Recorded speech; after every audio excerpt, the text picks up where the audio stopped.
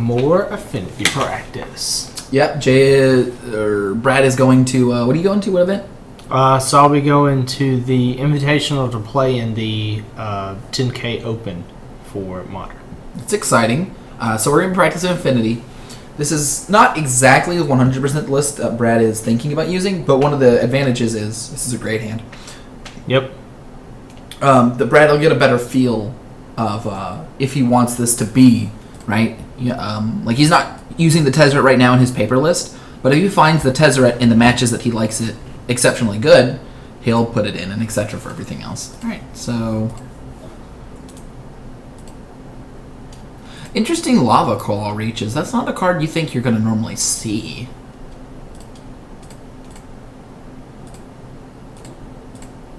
Not at all. Maybe in some weird control builds. It's just, the card is so fragile that it's going to die to anything. I can't imagine too many builds wanting to have an X2. That's a good point. I think that it's Glimmer Void, Signal Pest, Bolt, Young Pyromancer after attacks. Seems fine. Doesn't need cast Signal Pest, then we just go straight to combat. Yeah, just attack for 2. And then Galvanic Blast and a Signal Pest.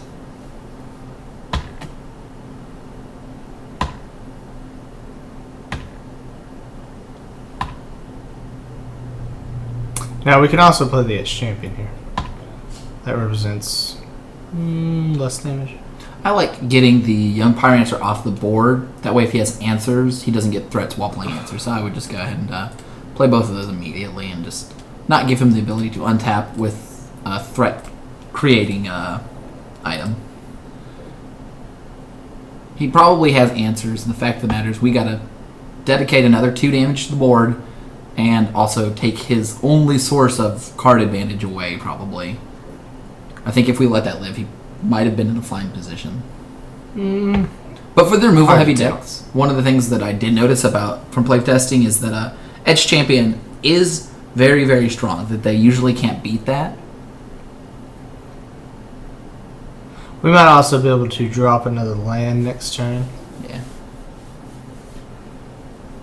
That doesn't matter. He took an Edge Champion. Here we go. Nice.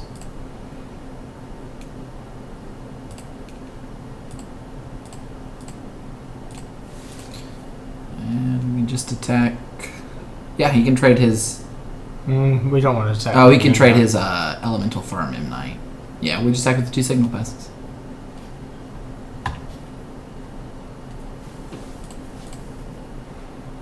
At the very worst, the Midnight can represent an additional mana with the Springleaf Drum. If we draw something like our 1 Thoughtcast, we may want to just tap the Midnight for the Thoughtcast. Or we probably cast the Thoughtcast off our regular mana, but we might need 3 mana to cast the 2 other cards. And next turn is going to get even better. If we don't draw anything, it's not too exciting. It is interesting that our opponent isn't playing Grixis, which is the normal color. Oh, they're playing a Monastery Mentor Young Pyromancer.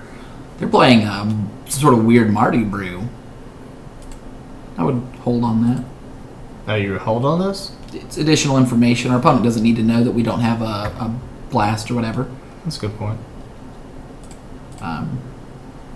Yeah, that's Champion. He can't kill it. Well, he can't kill it, but... We're just going to kill him first. He's going to win if we wait too many turns. And, Yep. and we're hitting him for 2. I concur. 6. He's on a 3-turn clock. Less than that, actually. He's on a 2-turn clock. Ornithopter represents more flying damage. And most of our top decks will put him dead next turn.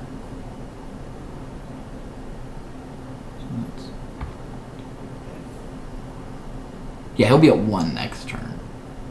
That's with nothing else. It's with nothing else. That's a good draw for him. What is he Lightning Helixing?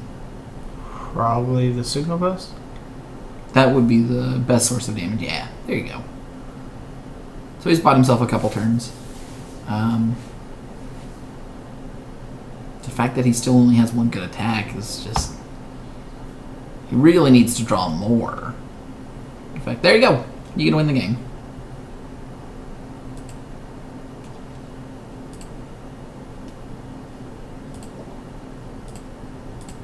Well, I guess we don't get to win the game, but we get to attack him with everything. He chumps with an elemental, or you can hold the Midnight back as a 2/2 to offer to trade with the young Pyromancer. I don't think it would. 1, 5, 6, 7. He will chump block. So yeah, just these 3.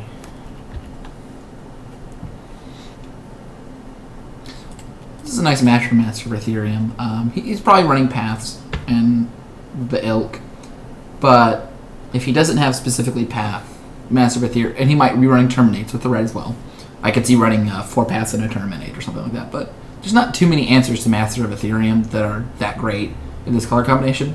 The reason we're only running 1 Master of Ethereum is that Paths are running around some amounts of Terminates, although low, but Abrupt Decay is one of the big ones. There are 2 of the most played removal spells. Just happen to deal with them. But I like him as a 1-of. So the Whip Flares seem online to be really good.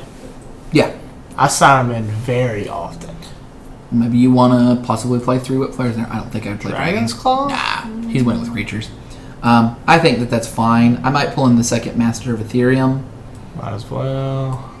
I think in this matchup you are dropping Memnites. Don't need a welding jar. And you don't need Ensoul Artifacts. I would drop Ensoul Artifact before Memnites, just because it's only good on flying threads. That's good. Yeah, I don't really like to play the Ensoul Artifacts second after board. So.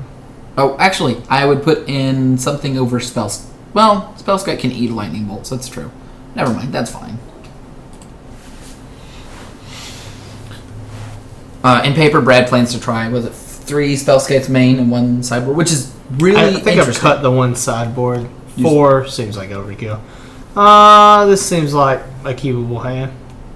Turn 1. Ornithopter, Signal Pest. Ornithopter, Springleaf Drum. Signal Pest, all of that. Basically. Off of Inkmoth Nexus, in case you want to activate an attack. And the Mnot. So everything but the Dark Steel and the Galvanic Blast is going down. We'll go with the Inkmoth first, because especially with the Signal Pest, it represents a very quick clock. Alright, so...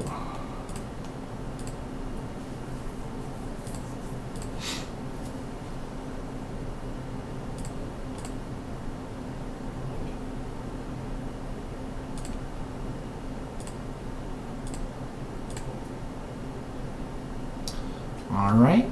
And then next turn we have Galvanic Blast if he plays any sort of decent threat.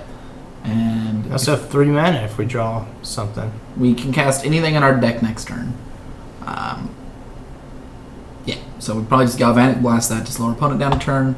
And I think we hit with the Memnite and the Inkmoth Nexus. Right? Actually, we hit with everything now because we can just Mox Opal, kill the young Pyromancer. And then activate our Inkmoth Nexus and get in for 2 poison and, 3 damage. Now, poison can put an important pressure on an opponent's life, especially if they're playing things like multiple Lightning Helixes. In the versions that run blue, usually instead of white or black or whatever version, if you saw a Jeskai version, you could easily get in a position where they've casted 4 or 5 Lightning Helixes between Snapcaster and the Lightning Helixes themselves. Yep, Helix on the Signal Pest. Another Mox Opal, pretty useless. No need to play this land.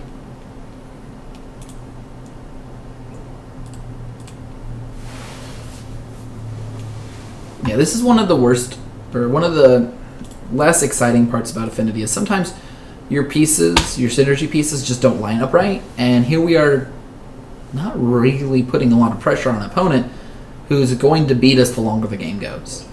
If he gets the right tools, they're going to be far ahead. The good news is they did miss a land drop last turn. It looks like they're missing a color. Yeah. They didn't actually do Fortunately for us, all of these Mox Opals are terrible. If we draw an Arcbound Ravager, they'll be fine. I think we're just getting it again. He does need to answer our stuff. He can answer our Inkmoth Nexus. It's fine.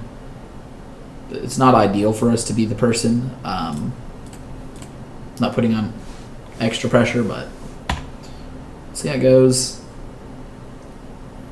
You F6. Or you can F2 to represent lots of stuff. We have 3 cards in hand. He's probably not thinking that we have 3 or 2 Mox Opals and a Darksteel Citadel in hand. I wouldn't put my opponent on that. I would put them on removal at this point.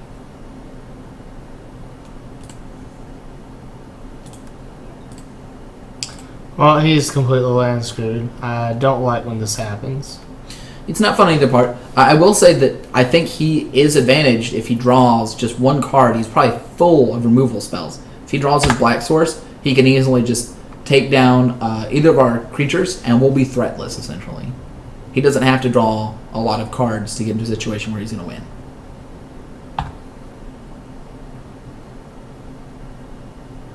On the other hand, I really don't know what he could be drawing so many of that he can't cast. Anything that's a 3-drop, I suppose. His deck has a pretty good amount of them, I believe.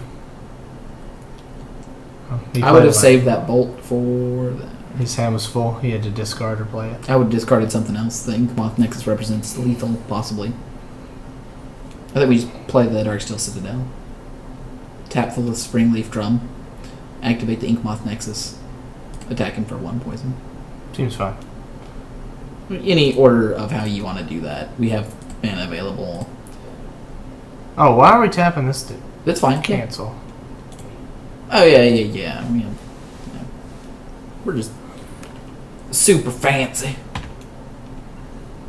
Like, it's obvious our opponent doesn't have another removal spell, or they would have played it earlier, which really means I don't like that play, because they lose to a Cranial Plating. If we drew a Cranial Plating, they would have lost the game this turn. Yeah, they just didn't want to discard, so... That's I can understand that, but... It's definitely the wrong play. That is definitely the wrong play.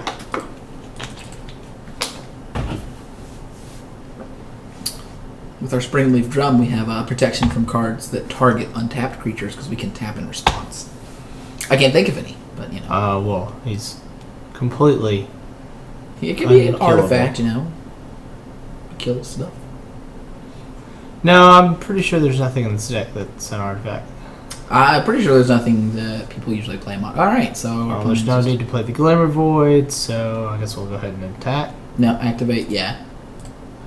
So we technically have to do that before the beginning of Oh, yeah. I mean, I know. I'm just skipping that. And now we have our opponent on 2 different pressures, which is important. All we have to do is kill one of our Inkmoth Nexuses, and we're not really in a position to do much. Yeah. So now we're just trying to slowly beat down 2 life at a time. The good news is Edge Champion's basically completely unkillable for the rest of the game. Like, we can win in 7 turns if he doesn't put pressure on. Oh, look. You can probably play Monastery Mentor. Nothing. Alright, well, I think we just play the Vault Scourge. Wild. And attack.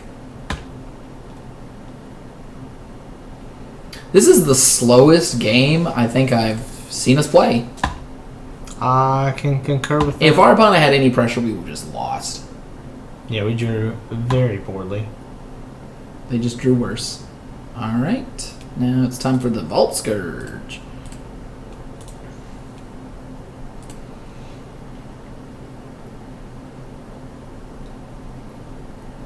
We're hoping to draw a Ravager. If I drew a Ravager, you know... It'd be over. Well, not even that. Just no, it'd be over. I'd sack everything, put it on the Edge Champion, and kill him. Well, then it loses protection from all colors. Okay, I'd sack everything but 2 Darksteel Citadels. Yeah, you can have that and flash it back. You can't flash black, he doesn't have black. Oh, Whip Flare. I would hold that. There's not really a reason to, and just attacking with the Edge Champion is fine. Alright. Seems fine.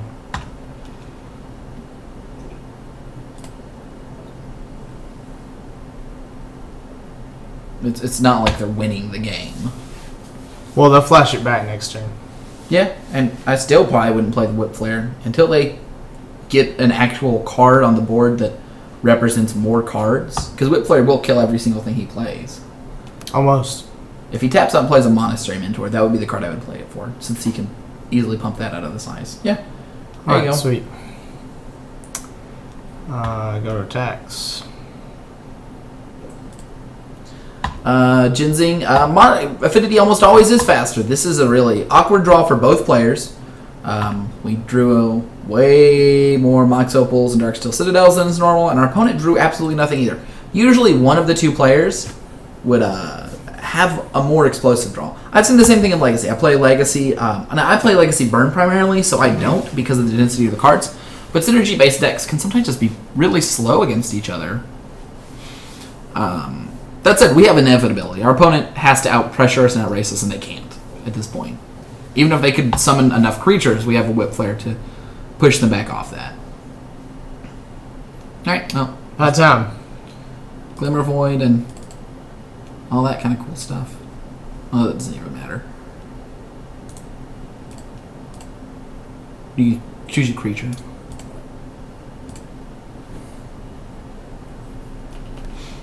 Alright. But Legacy is, in many ways a quicker format. The way it usually works is that the fundamental cards that you get to play, so the normal casting cost. Oh, he teared it. Sure. Okay. Alright, I think next turn we Whip Flare and just kill him. But the fundamental turn in Vintage is 0, 1s, and 2s. You can reliably play your 0, 1, and 2 drops. In Legacy, it's 1, 2, and 3. You will reasonably get a cast your 1, 2, and 3 drops. And in Modern, it's 1 through 4. You can cast up to your 4 drops pretty consistently. In Legacy, you can't always get to your 4 drops unless you do something to get there. Alright, well, that was just a rough matchup. It's interesting because Game 1 represented an actual deck, the Mardu version of that. I think the Mardu version is actually better against us than the blue version because we're not as worried about counterspells. The other version seems pretty potent. It's a bunch of exalted creatures and creatures that make, or not exalted, prowess creatures and creatures that make tokens. Right. Sometimes in one package, and then a bunch of burn and removal spells. I actually like that version quite a bit. The blue version represents counterspells and Delver, which is good. But with the black, or with the white, you get another threat, so you get to have a higher pressure count, and you also get better sideboard. If we were playing a graveyard deck, right? 2 Midnots and a Mox Opal and an Ink Moth. We can play the Ravager on first turn. That's a keep. It's a great keep. And if we draw any land source, then we can play the Cranial Plating and equip the next turn, which I think is better than the Etch Champion in most cases. Depends on what his first land is, really. If it's not a Lightning Bolt, I think I would go with the Cranial Plating. Actually, yeah. Alright. This is one of those real exciting hands. It's exciting for us, not so much for him. You need F2. Yeah, I know. Okay, I guess he's not really going to play anything on our first turn. Do we have our side? We have a sideboard made up. We'll show you guys after this match right here. The meta that we're expecting for... Inquisition. That's fine. If I was him, I would take the Cranial Plating. That's what I would take. The meta that's currently existing in paper is the one that he's getting ready for, and we're expecting mid-range decks and slower combo decks. Perfect.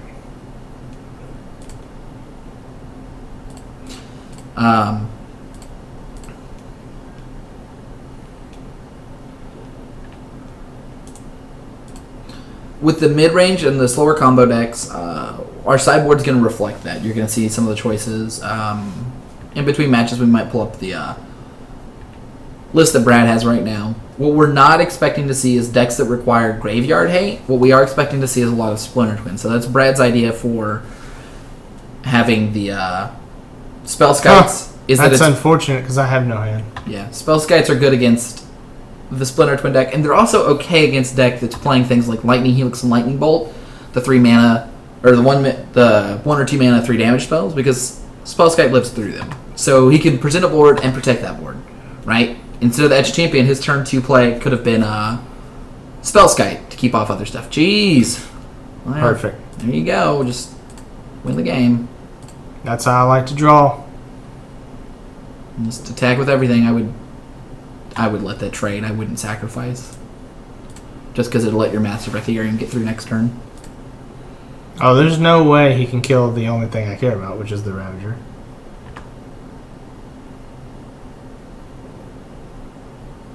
I'd let it trade and put the...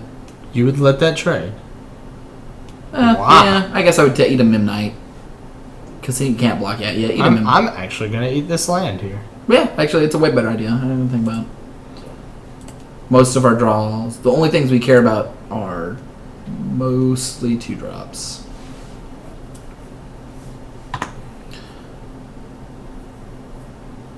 Wow. I mean... So let's pop up our sideboard since our opponent's so willing to quit. Woo! On the I don't Word know. document you had. The Word document. The one we have. We're just testing out different cards right now that we have available. So right now, this is what I was thinking about for the sideboard. For paper, we don't have those cards on MTGO. And I've since actually cut the spell sky. Alright, so the cuts are... Let's cut out the spell What sky. did I add? I don't remember. You could add a Master of Ethereum. You could add another Ancient Grudge. A second Whip Flare. I kind of like a second Whip Flare quite a bit. Especially people playing the thing. You know, I do agree with the second Whip Flare right now. Now, the cards that were more or less on the fence out...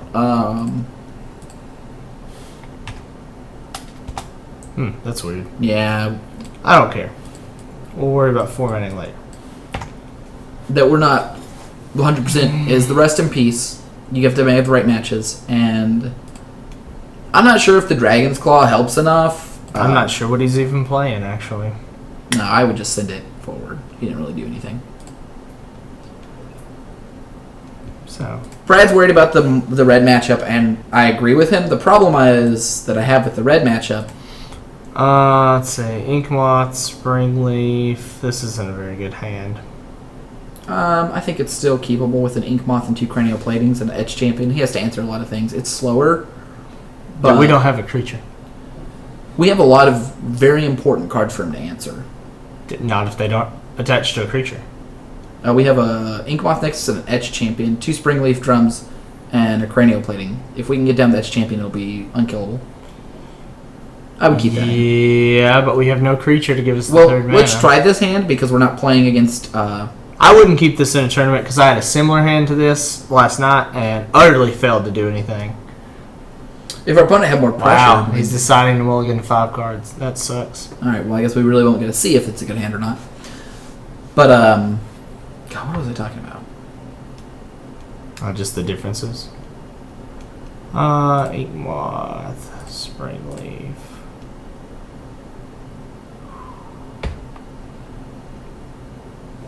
Next turn, you're playing...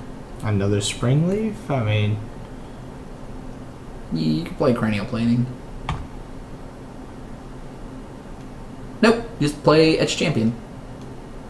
No. Yeah, Moxo. Oh, okay. I see. We don't have 3 artifacts. Mox Opal. Okay, play Mox Opal. Now what? Yeah, never mind. Oh, God, I didn't count. Yeah, like I said, Wait, this is a bad... tap Glimmer Void to make Inkmoth Nexus a creature. It's an artifact creature. You have 3. Tap Glimmer Void. We do. Okay. Right? I don't think...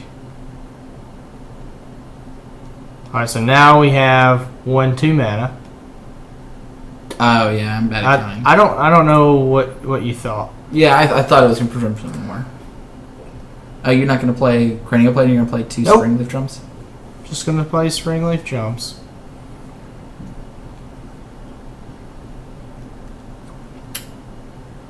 Wow, that was a really bad play on my part. Let's in response tap and make another Springleaf Drum.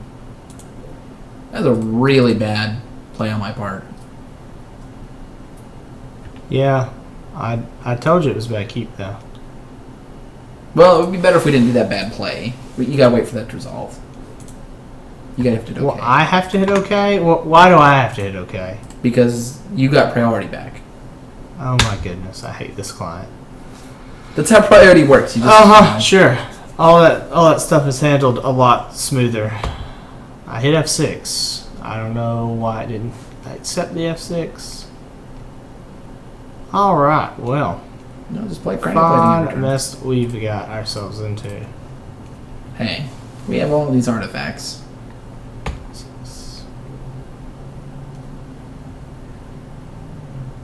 So the big draw to Modern as opposed to Legacy really is just the cost of the cards, but also 1/2 mana still. yeah, you just play Cranial Plating. If I didn't make that Yeah, that was a bad. terrible count, then we would have Etch Champions in play, and we would be winning on the back of some sort of giant unwieldy Etch Champion. That said, our opponent is just in a rough spot. There we go. Okay. Finally. Now you're gonna win the game.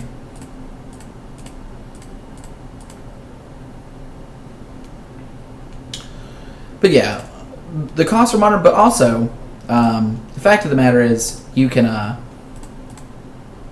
actually play it. Legacy does exist online. It's fun to play there. But there's not paper Legacy tournaments for Wizards, per se. And there's less... Wow. He drew 1 land against us. Is this just a normal thing? No, he just had to keep a 5-card hand and didn't draw any lands because he's running like 3 killers? 19 lands or 18 lands. Oh, I didn't realize he was running so few. Probably. It's probably some... People often, when they brew, skimp lands more than they should in Modern. No, he was playing a legit deck, I thought. The Modern deck? The Mardu? I haven't seen that. This looks good. I've definitely seen that. Alright, so we can play a Signal Pest. An Inkmoth Nexus and a Mox Opal. A Signal Pest and an Inkmoth Nexus and a Mox Opal and not do anything until the second turn. Yeah. In the second turn. Now, we do have the option of playing Vault Scourge instead of Signal Pest since we don't have any creatures, and I think that might be better. Yeah, that's fine. Inkmoth, Vault Scourge. I'm going to go ahead and play the Mox Opal because I think it's safer on the table than in our hand. And then F6. You think they would counter the Mox Opal? I like them not knowing that we have the extra They mana for wouldn't it. counter the Mox Opal? Oh my god, we're going to die. What? No, we're fine. What? No. This deck we have a horrible matchup against. No. They have to have Pyroclasm or they die. Man. They always have Pyroclasm. They do not always have Pyroclasm. Play Blinkmoth Nexus. Definitely play the Blinkmoth. Steel Overseer, Signal Pest, attack for 1. And then next turn, you play Ensoul Artifact on your Mox Opal. Steel Overseer and what? Well, Signal Pest? I think we play the Spell Sky.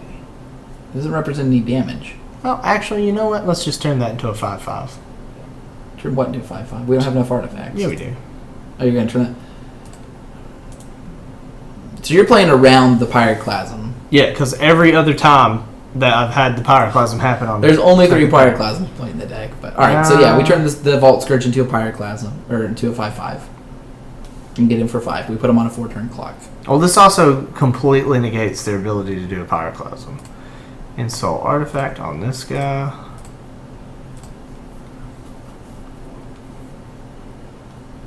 Alright, well, Go to attacks. we still need to get our threats out quickly. There's a very real chance of a turn 3 Karn, and the Vault Scourge is weak to that. We are not weak to Pyroclasm, as we said before, though. So next turn we will play Steel Overseer, matters what we draw. Spellskite. So probably won't play the Glimmer Void here. So start with the Steel Overseer, that's what we'd rather have, and then the Spellskite. If he gets down a Karn, we can change the ability to Spellskite.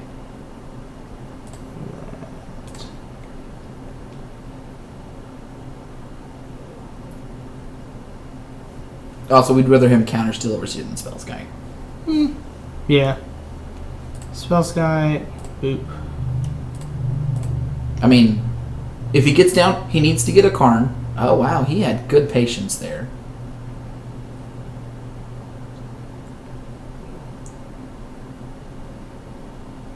Counter target spell unless its controller pays X. Yep. Okay. Okay. Well, we can't.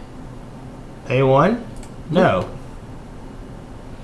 If I'd remembered that deck plays Condescend as a main counter spells, we should have played Signal Pest. But I didn't think about that. It plays a lot of things.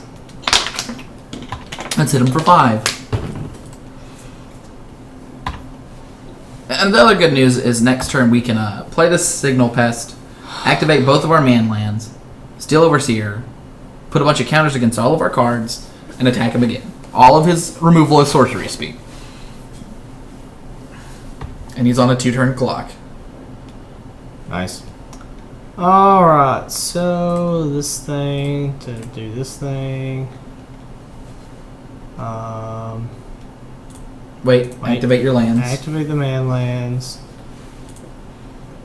We can activate one of them off of our Glimmer Void and hit him for 1 more damage. If you think that matters. Or 1 more poison. I would rather hit him for 1 more damage at this point because he's going to probably be at 6. Maybe at less than that, actually. I would have dropped the Spring Leaf Drum and activated off the Signal Pass, but whatever. Alright, our opponent will be at 2. They need to clear the board next turn, which is hard for them to do. It's true, yeah. Artome, the fact that they might be playing blue... Well, yeah, we wouldn't know that after his first land, though. Bluetron is way less popular now, though. Bluetron's more controlled. I actually have not played Bluetron yet. Well, makes me want to take the install artifacts out. The good news is... What do you do? Cast Repeal? Yeah. Turn, let him permanent turn, understand? Alright, nice. He would have to 8, though. So Springleaf Drum, Ornithopter. Springleaf Drum with what? With Glimmer Void. Okay. We don't need color mana. Vault Scourge, Pay a Life. Off of Mox Opal. Ornithopter. Activate the Blink Moth Nexus and the Ink Moth Nexus. The Blink Moth off of the Springleaf Drum. The Ink Moth off of itself. Ink Moth off of itself, okay. And there we go. Activate Steel Overseer. This is way easier to do in paper. Well, you know, I mean, the advantage to playing online is you never miss triggers. And you actually know what your triggers do for sure. There's no ambiguity. Cancel.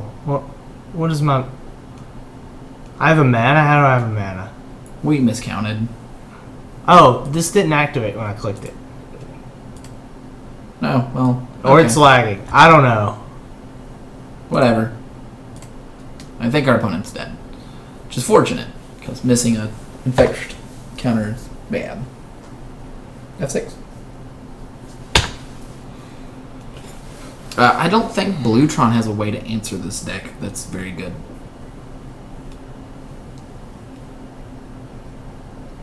Like, Karn doesn't answer us.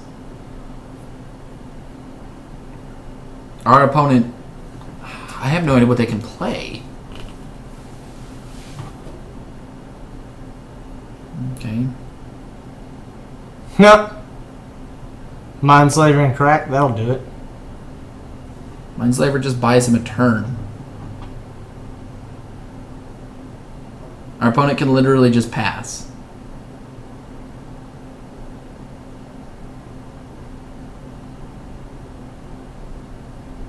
Yeah. Our opponent paid 10 mana, gain an extra turn.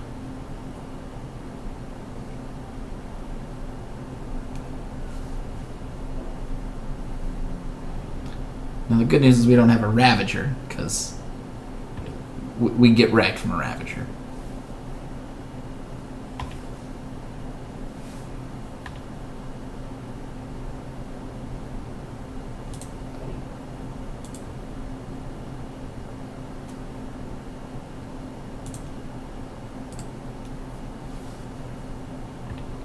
He can't lose the game until we kill that. Well, we have 3 cards that kill that.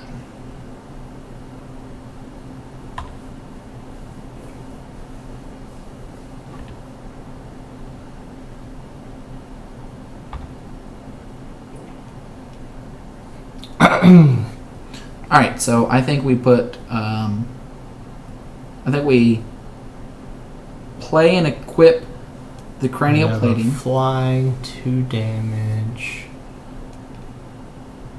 Yeah, we definitely play and equip the cranial plating.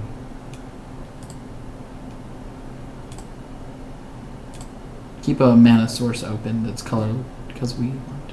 No, we don't have enough to play Massive Theorem in that. Yeah.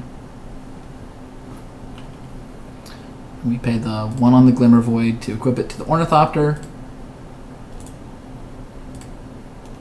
Actually, equip it to the Vault Scourge. We might need the time. Pay 1 off of the... Well, it doesn't matter, really. It does. But we're going to activate both of the man lands. We're going to activate this man land. Both of them. No, just this one. We're going to attack with this one. We can just chump block that one.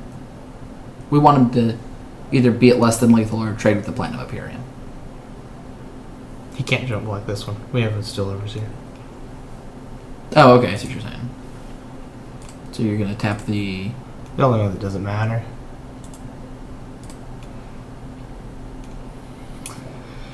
Go to attack step.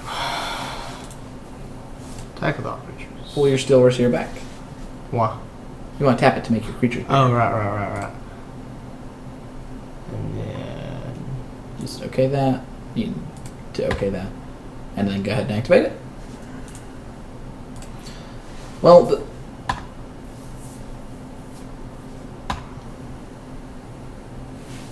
So he's probably going to declare no blocks. right. Because he dies otherwise. From this point on, we just attack with the Vault Scourge. Oh, just to continuously gain life? Yes. Because we win from burn spells. We just kill the Platinum Hyperion and he loses on the spot. Alright, so we literally attack with nothing but this. We activate both of our lands to make them bigger. Our opponent can infinitely... He can't gain life, can he? he can infinitely Mindslaver us next turn. He can? He has Academy Ruins. Does he have enough mana? But won't that make him time out? So he can't do that. Yeah. Okay. Alright, so... Activate your man lands. I don't want to waste time. Just attack. Okay, well, activate your Still Overseer. Hit F6. You want to activate your Still Overseer. Because you want more life. And you want to represent bigger threats. Okay. When you have priority. You just wait for him his next turn. You have sixth.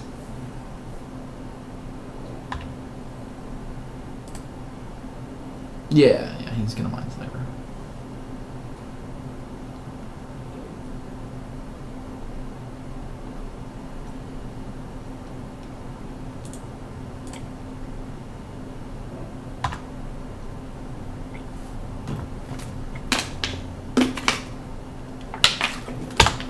Usually you would just concede to infinite combos, but Why would I concede when he'll time out and not me? if you're doing paper testing, you would just lose this match. How would I lose? He can't kill me. Yeah, he can. How? What? He'll just beat you to death over time. But we'd... Here's the win. Well, except, he's just going to Galvanic Blast us. Or activate one of these. And... Yeah. So we returned late. Yeah. After this turn, you should concede.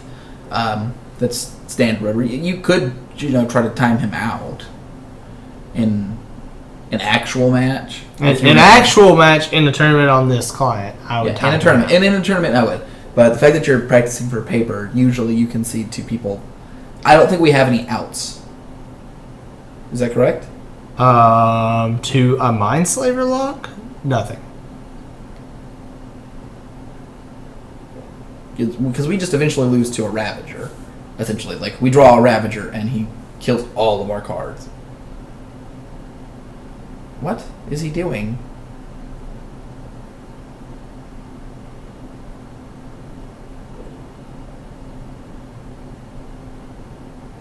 Oh, he's going to kill us 4 life at a time. Is he going to kill us for a life at a time? He's going to attack with his Platinum Angel.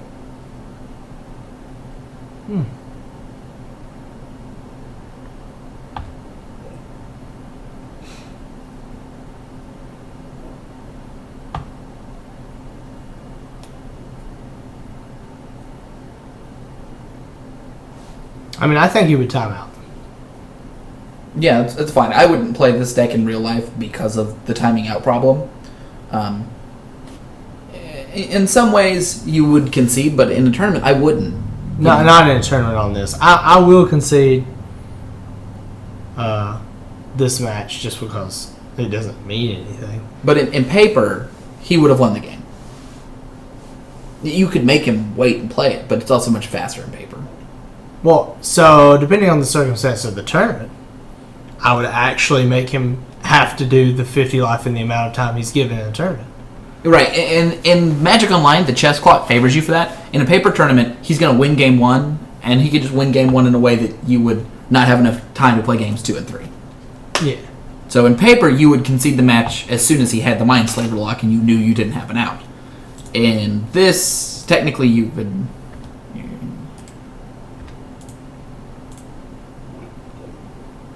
There, now you have that. There you go. Make creatures bigger. Did he mess up? Funny. No, he's still got me Mind Slaver locked. Yeah, you should just go ahead and concede so we go to the next game. It's boring to watch people play your game. He's got us. Alright, I think we just want more pressure quicker here. So do we want then Souls? He doesn't have anything against him, really. Yeah, we want the Insouls. We want the Galvanic Blast. We can pull Wear and Tear if we're worried about his big artifacts. In fact, I like Wear and Tear quite a bit. Whoops. There we go. Welding Jar comes out. Master of Ethereum's great in this matchup. Yeah, Welding Jar comes out, and I think Agent Bolus comes in. Spellskite comes out. It doesn't really do anything in particular. I'm thinking, do we need to turn these out? They represent a much quicker clock.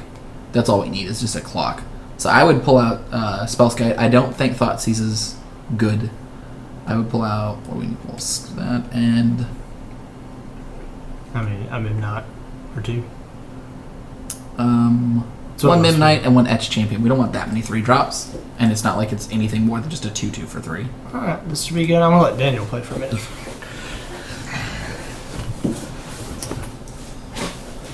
We would like to play first and see if our opponent can get us into another fancy lock. I will keep. It's a good hand. I've got a turn 1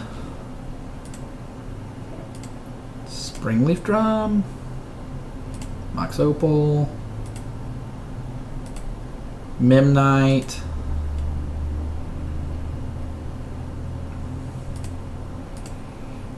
Vault Scourge, Springleaf Drum. Alright, so we have a nice big thick hand. We can play anything we draw. We're just hoping for anything big. If our opponent has any sort of turn 1 play, we can Galvanic Blast it, which is unlikely.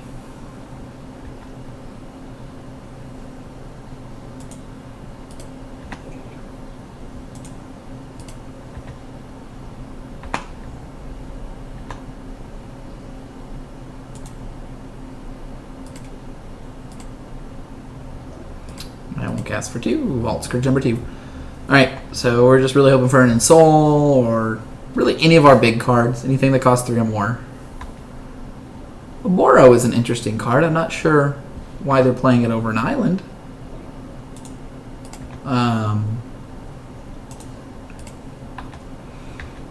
Be interesting to see why. We could have taken the Insouls out because he is playing Bluetron.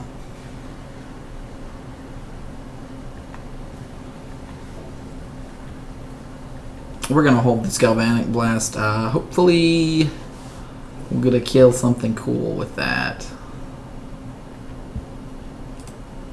Alright, well, we're drawing a whole lot of nothing. So, if we don't get some pressure soon, we're just going to lose the game. We had a good opening. We threw out all the cards in our hand except for Galvanic Blast, but we really just have drawn Vault Scourge and Mana Sources. This deck doesn't normally get an awkward combination of cards, but every once and again it does. Oblivion Stone. Each non-land permanent. That's going to be good against us. We really need to get something that puts a lot of damage on him very quickly. I think I will play Chrono Planning. It'll go away next turn, but it'll hit in for quite a bit of damage. Okay, quite a little life. Mox Opal? Yeah.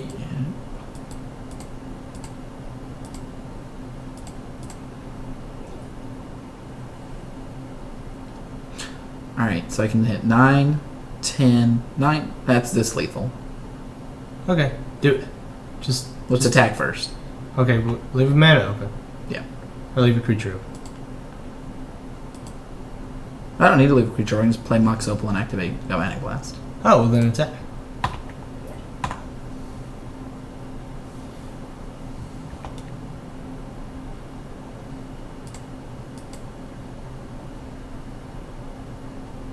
I'll keep this one. Alright, see if our opponent has a counterspell.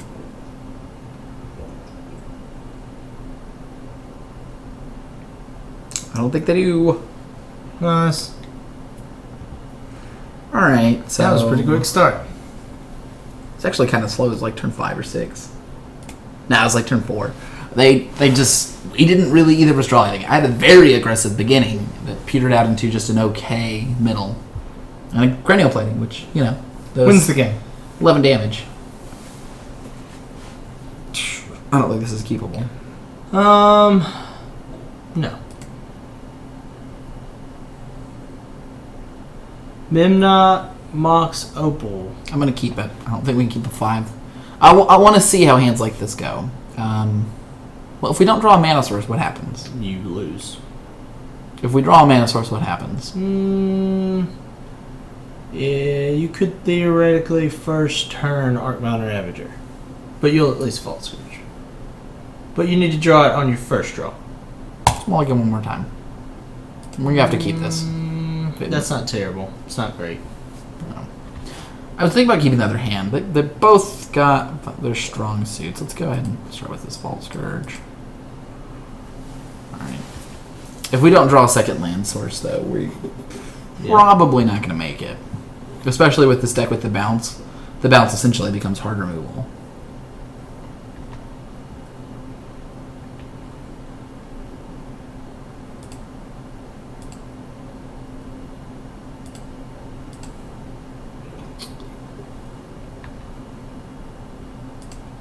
Alright, so we need to see... Probably need to start F6 then.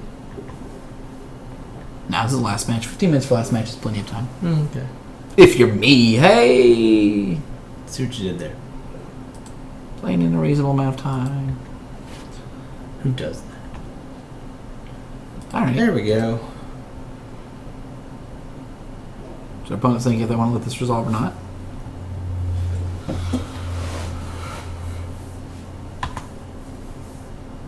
Nope. I'm actually pretty fine with that not resolving because that means that they're worried about things, and if I can get cranial plating to resolve, it'll be much more effective. 3 damage is not a lot, but next turn, if they don't play anything, we're representing 1, 2, 3, 4, 5, 6, 7. So we're representing a 3-turn clock without playing anything else. Well, let's go ahead and eat up our opponent's mana again. I think this time with Arcbound Ravager. There's not really any sweepers in just blue. Oh, God. Yeah. Alright, so if he casts click through your triggers. If he casts a Mindslaver, you need to sack the Ravager to itself. That's correct. But he doesn't have 10 mana, so it doesn't matter. But yeah, you sacrifice... Isn't he 1 land away from having... Oh, he's 2 lands away from having 10 mana. Yeah, he can't do it next turn. He's dead next turn, technically. Oh, he's going to repel something. Aetherize, I turn all attacking. Wow. Did not see that coming. Well, I can sacrifice some stuff, but I can play most of this. If I draw a land, I can play my whole hand back out. Yep.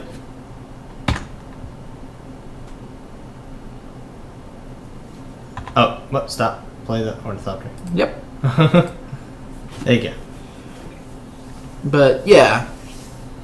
Aetherize is nice. It does buy him the turn he needs, though. Usually.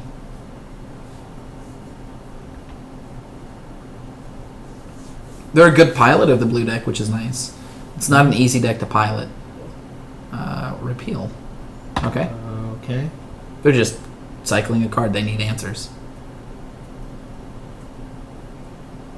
repeal. Okay.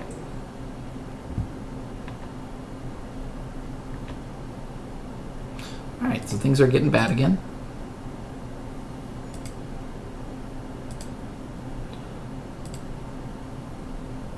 I think that represents more damage, so yeah. Yeah, it represents 2 more damage, as opposed to 1. We're really just hoping for another land so we can play Massive Ethereum or Cranial Plating. And he's hoping for another land, too. Hey, look, he's playing Anticipate. He's playing main phase Anticipate, so he really needs this right now. He's probably the land. He probably has some sort of threat in hand from the repeals, and he's hoping to get it down quickly. Something like Oblivion Stone will really give him a lot of pressure. Oh, I think he's going to play that for 1.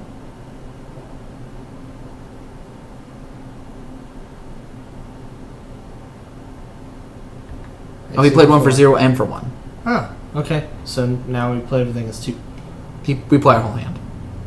And we can't play Mox Opal. That's interesting. Alright, so I think we just go ahead and play Cranial Plating. Because he can't counter it. Yeah, that seems correct. And then attack. It is interesting that we drew the 1 card that would make the Cranial Plating click. Yeah, Click through your triggers. Oh, cancel. I can't afford to do that.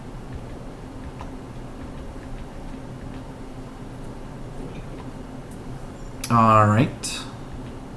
So we're hoping to draw a land so we can play Master of Ethereum. If we don't, we'll play Vault Scourge and equip Cranial Plating.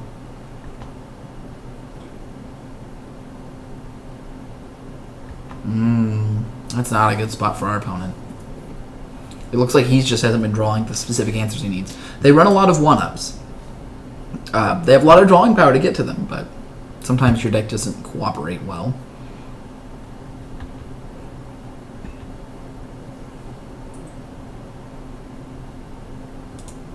Alright, we're going to cast this first.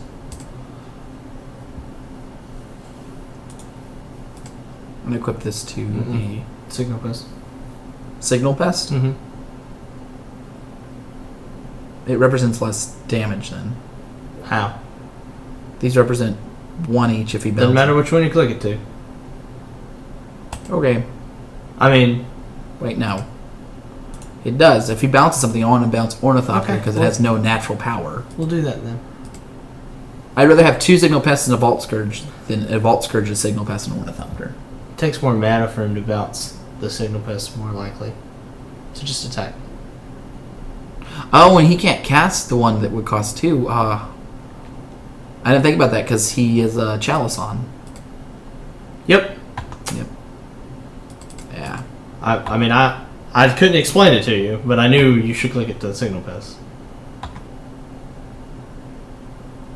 See if he has the 3rd repeal. Nope. Yep. Maybe? Did you try to play something for 1? Oh, Dismember. Dead. It's a better card to get dismembered, so maybe you are right. Alright, so if we draw a land, we can win. And... Oh. 2, 3, 4, 5. Oh, okay, that's fine. I think our opponent's dead. 1, 2, 3, 4, 5. Yeah, we have a 6/6. We do 6 damage.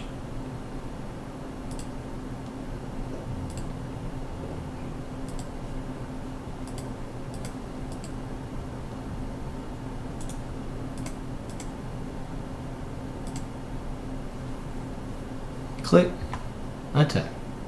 Whee! I don't think our opponent can get around a whole bunch of lifelink. Ah. Yep, that's it. All right, so I think we are actually favored in that match. The green red Tron is much harder to play against. Only if they have the Pirate Claws, and they only have 3. If they don't have one of the 3 I Pirate think a Claws, lot of them play 4. the list, even if they're playing 4, they have to draw that card to win. Alright, hop in and do it. Oh. And, I mean, they don't have any other good cards against the deck.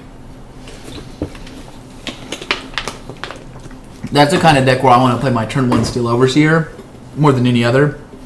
Because if you can get your stuff out of Pyroclasm range, they can't win. Their Ugin doesn't do anything to you relevant. It gets rid of 2 of your creatures, only one of which you run 5 creatures that it gets rid of. And them exiling 1 card a turn while you beat them to death with like 6 or 5 creatures is terrible. I mean, the blue one at least has answers for you. Lots of them. Like, their answers win them the game. You lose to Mindslaver Lock. You lose to Platinum Imperium often, because you only have 3 cards to answer it. Let's see what this is. I have a turn 1, Signal Pest. Well, I'll keep this. It has good cards. This is one of the kind of mediocre hands that people are tempted to mulligan that I think we should be keeping. It has a cranial plating, so. And it has an Etched Champion, and, you know, it's not... It's one of the hands that's not exciting, but it's fine. I bet they're like, I wonder what they're playing. Probably not. No. It's pretty visible. There's no, hidden elements in this deck. So next turn you can play the drum and then the cranial plating. All right, we're playing against a twin deck. Not twin deck. We're playing against Storm I assume.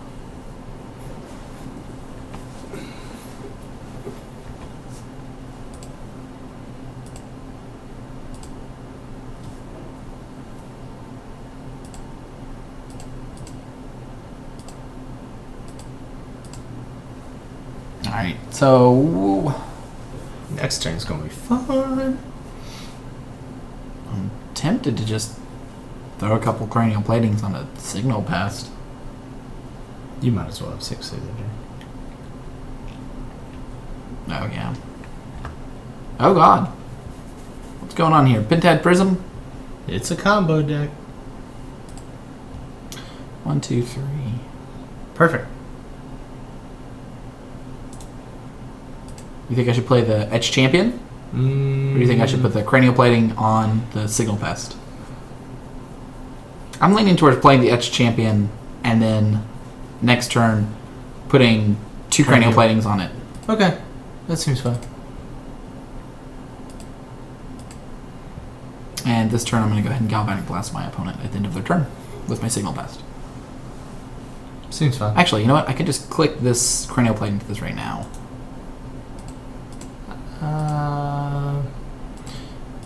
I don't get the option to do that later, and I don't think he's going to play any relevant creatures. And this will let me decide if I want to do 1 damage or the extra 3 with the Galvanic later. Yeah, that's fine. Just go ahead and F6.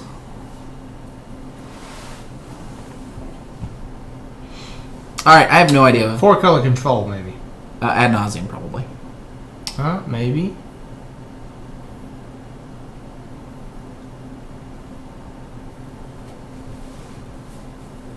Color control? I think so. No, this is Ad nauseum. They're playing Phyrexian Life. Oh, okay. 1, 2, 3. Alright, we'll kill him faster then. So this only represents... Yeah. Tap down the Signal Pest to play the Vault Scourge. Yep.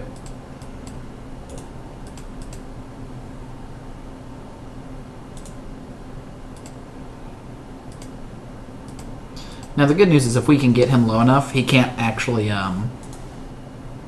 it's not damage, it's loss of life. We are in a rough spot. No, hit him. Right? Yeah, I'm definitely going to hit him. But it's loss of life, not damage. So if our opponent can go off next turn, they can just win the game. Really? Yep. So they can actually go to -9. They can go below that. This is damage, not loss of life. Read the rest of the card. As long as you have 0 or less life, all damage is dealt to you. Oh, so Ad nauseum says lose life? Yeah. Okay. You didn't have it. Alright. Okay. So we're going to pull in Thought Seizes. Definitely. And we're going to pull in Wear Tears. So what are the wear and tears for? When he plays Ad nauseum, we respond by wear tearing his Phyrexian on life, and he loses the game. Okay, so do we pull out Galvanic Blast? Yeah, let's start with Welding Jar. Now, what about Tezzeret? Do we want Tezzeret? No, we don't have that much Master of time. Ethereum? He doesn't seem to be playing many. Yeah. This is where I want to go. He's not really playing any removal. I just want to kill him quickly. His deck doesn't interact. Okay. Seems fine. Yeah.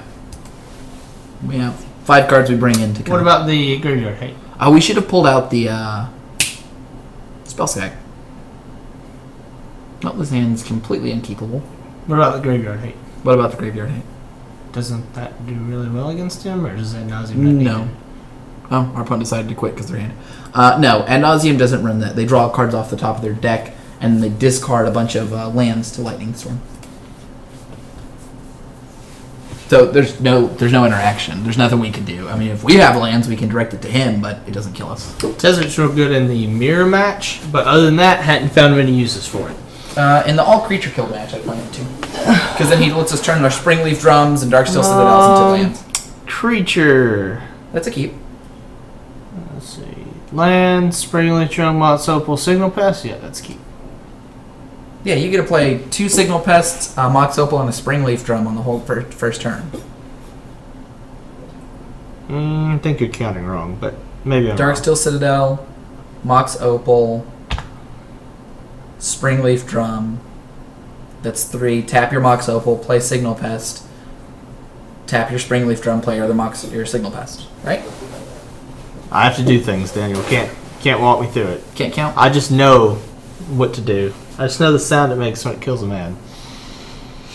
It sounds like robots. Beep boop. Man, he has taken a long first turn.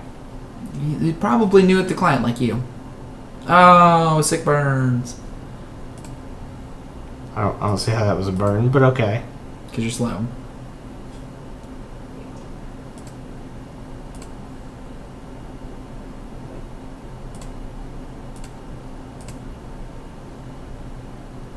Yep, see? There you go. Play a big fat hand.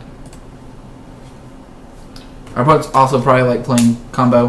Blue-red with Serum Visions is usually a combo deck.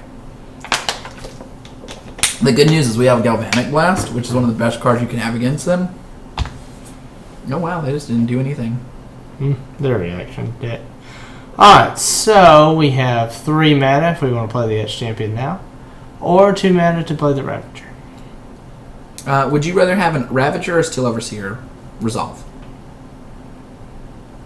Resolve? He's going to counter it, probably. He's going to counter whatever we play, you think? Probably. So I think we should play the Ravager. I think we'd rather have the Steel Overseer. Okay. Just play it main phase and see where he goes. We could wait till second main phase, but I'd rather him actually counter Ravager than play something that would kill both Signal Pests. That's an unassuming counterspell. Alright, well, get hit for 2. Because there's nothing worth 1 playing.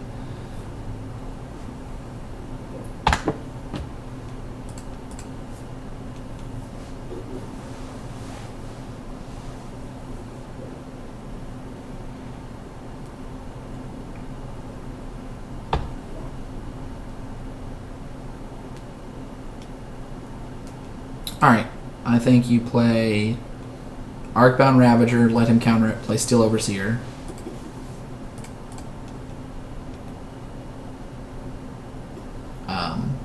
If we can get a Steel Overseer to resolve, it's spicy.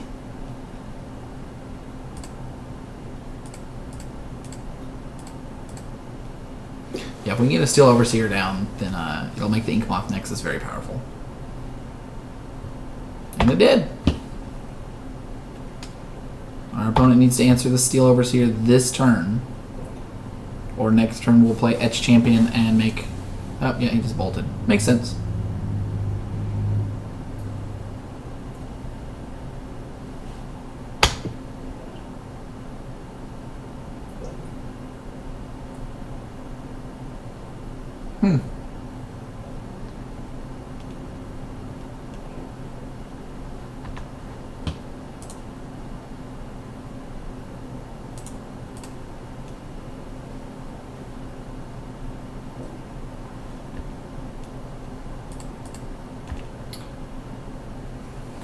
I think I almost like playing things in main phase just because it opens up 1 more mana. If they have some sort of effect to make us pay 1 more mana or counter a spell. What now? It also You would rather them counter stuff. than kill our creatures with something like an Electrolyze. Yeah. I'd rather just get that champion down and win. Well, no. If he had a spell that said 1 blue counter target spell unless... I knew he would do that. They always run Electrolyze. Which means now we cast whatever we want. Yeah, now we cast Etch Champion and win the game. Yeah, that's what I wanted. Yeah. See, we'd been playing everything main phase, but he didn't know it was in our hands, so he just assumed we were out of stuff to play main phase, and so now we get to play our good stuff.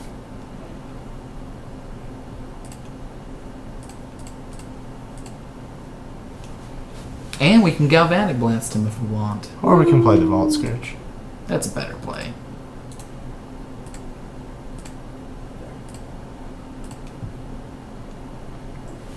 Alright, now every turn we can represent 3 different threats attacking him.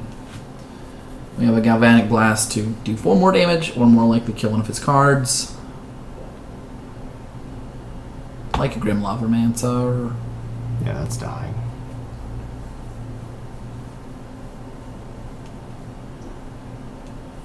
Not this turn, though. Well, 1, 2, 3. We have 4 mana, so let's go Galvanic Blast main phase.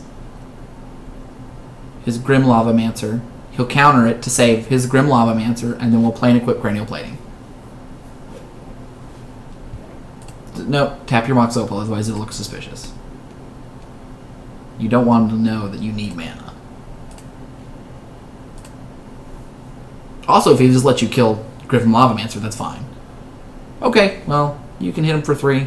Or I would play the Inkmoth Nexus, and I would not play the Cranial Plating in open mana. He has to answer Etch Champion, and he has to spend mana to do that. He can't answer Etch Champion. He might have some sort of sweeping spell or something like that. No, no spell kills him. Non-targeted spells do. Okay. No spells in those colors kill him. Aether Eyes is one of the cards. I mean, he did not play that card, but I think playing into this is just going to get it countered instead of just dealing more damage with Inkmoth Nexus. I could be wrong. He could be out of counter spells. He's played a lot. Jeez. He just doesn't have it. I think you should always assume they don't have it.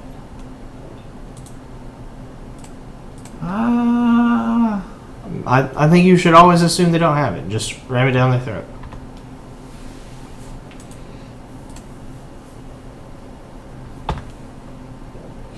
I think me and Brad are at odds with which order we play spells in. It's Pro Tour. Pro Tour. Well, a lot of pro players say they never have it. Always go for it. At least Tom Ross, who's known for doing well. You know, attacking with the Inkmoth Nexus? At this point, he just does.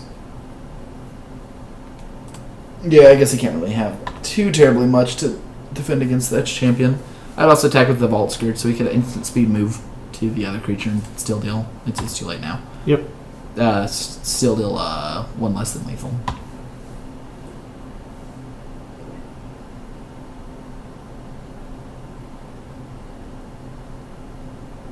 You have to do okay.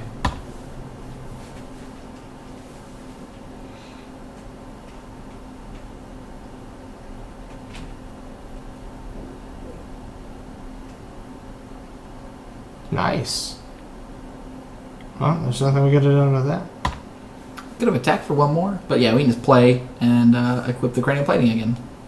You gotta wait till you need it okay because you're in declare tappers. That said, that's just a stopgap. He should have tapped all of our creatures and bounced our Cranial Plating. He might have missed his trigger. Yeah.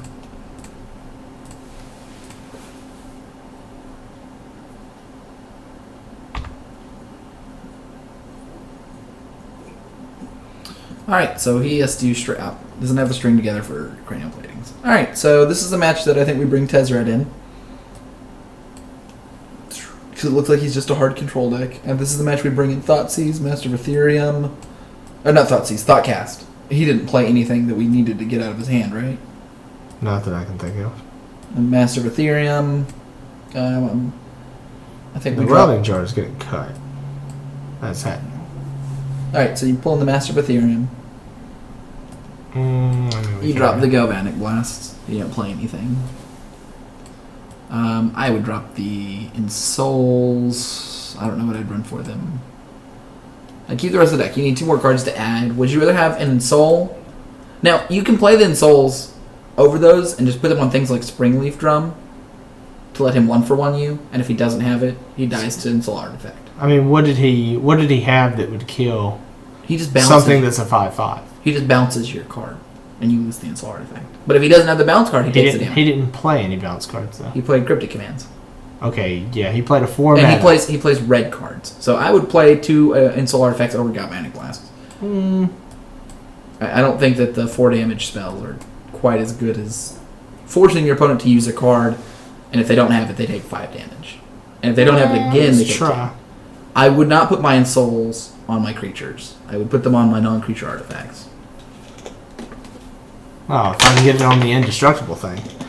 Alright, Mimnot. It's a keep. Mox, Opal, Ornithopter, 2 mana on the first turn, so we can first turn Insoul if we wanted to.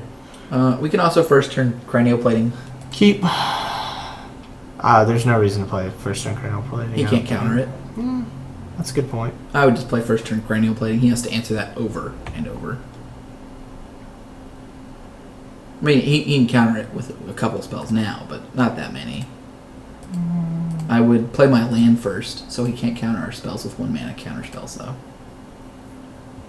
Alright. Is there such a thing in Yeah, Modern? there's pay 1 extra mana cards, yeah. Alright, we can give our opponent... He probably doesn't have it. He probably would have countered our Mox Opal. Alright, and then turn 2, I think I just Insoul... Hopefully you draw a land and you can just Insoul... Well, you wouldn't Insoul in. You just play Etch Champion. Yep. Man, I hit F6 and it just didn't register. Alright, so Darksteel Citadel. I think we have 3 mana available. You need 1 to equip. You only have 1 black source. So You could pay... Alright, so there's 2 options I like here. It's either Vault Scourge and equip, or you can equip Cranioplating to one of the things and then Soul Artifact your Darksteel Citadel to save mana, so you can attack with a 5/5 next turn. I think I like the Vault Scourge. I think we take the Blink Moth, click the Cranioplating to the Ornithopter, and attack.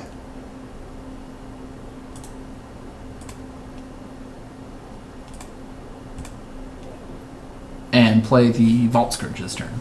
No, play the Insoul Artifact on the Darksteel Citadel after attacks. It has Summoning Sickness. Yeah, okay. He's going to probably kill this with a Lightning Bolt.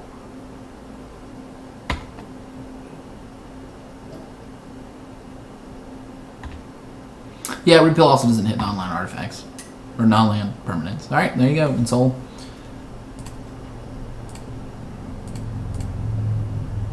Alright, if he has a counterspell, he has a counterspell. If he has a counterspell, we don't really care, though, because he doesn't answer the Cranioplating. Yep, put it back in our hand. Okay, that's fine. I mean, he might know we have an Insoul, but that just means that he has to represent damage. Yeah, he's playing the hard control one.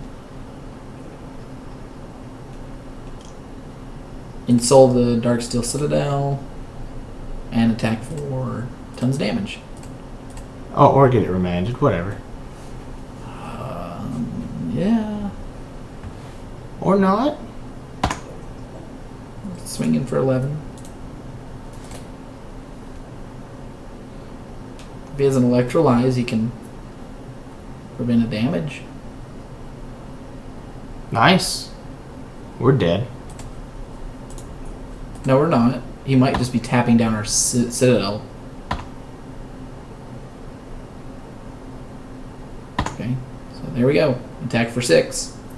He has to have a red land and a Splinter Twin to win the game.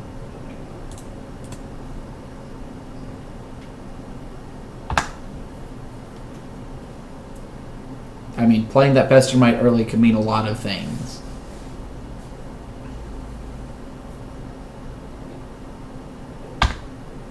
Okay, we're dead. He would not have done that if we weren't dead.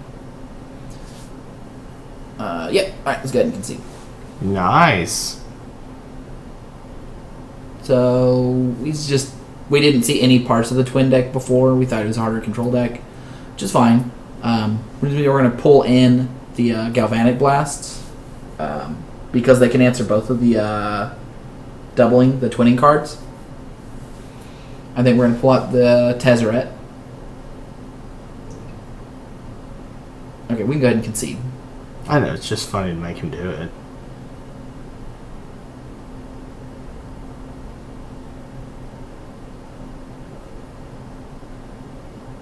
Or we can wait. Man, that seems like a very annoying. Doesn't take that long. Thing. When you're good at it. Your opponents normally concede when you get it, so you don't have to go through it. We want the Thought Seizes and we want the Galvanic Blast. Do we want the Whip Flares? No, we don't want the Whip Flares. Whip Flares only answer half of the cards on that. We can take the Wear and Tears, though. In response to the first tap, you can activate Wear. Alright. So... man. I think we drop the Insoles. Do we drop the Masters?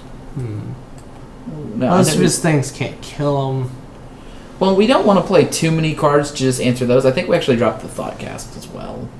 I'd rather have Wear than Thoughtcast, because Thoughtcast is an instant speed. Okay, I already dropped the Thoughtcast. Do you mean Thoughtseize? I mean Thoughtseize, sorry. I don't think we need the Thoughtseizes. You don't think we need the Thoughtseize? No, because he can just try to beat us to death. And I would much rather be in a position where we can just Wear in response. I think we want all of this. Okay, well then what do you want to drop?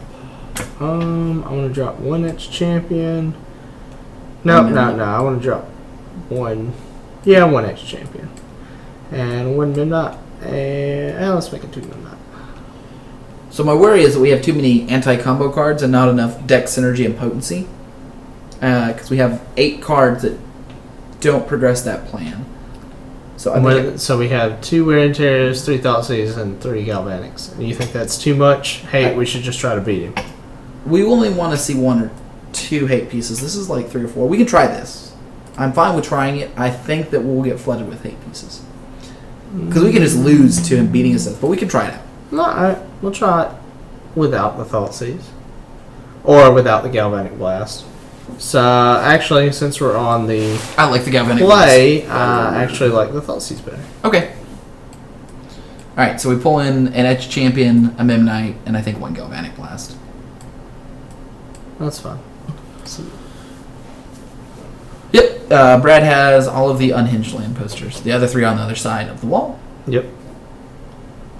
I would, in fact, like to play first. Oh, look, it's Spellskite. Yeah, it seems like something I would keep. Yeah. It's very hard for them to win through Spellskite.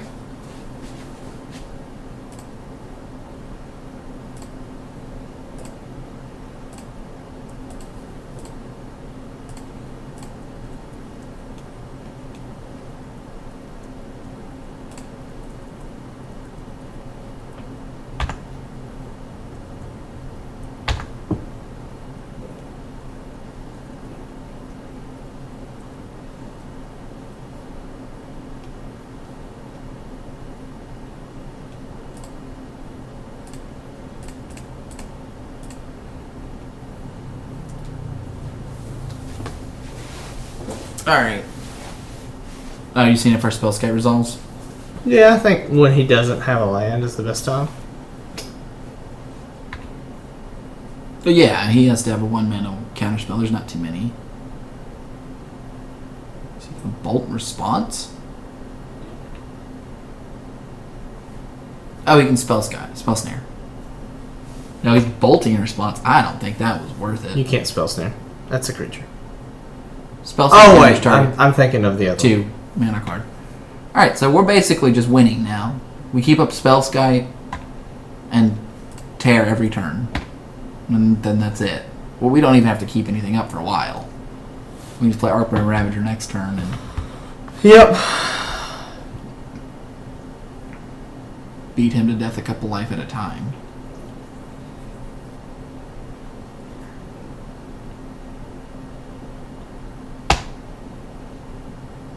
You don't want to F6 when you have Spellskite.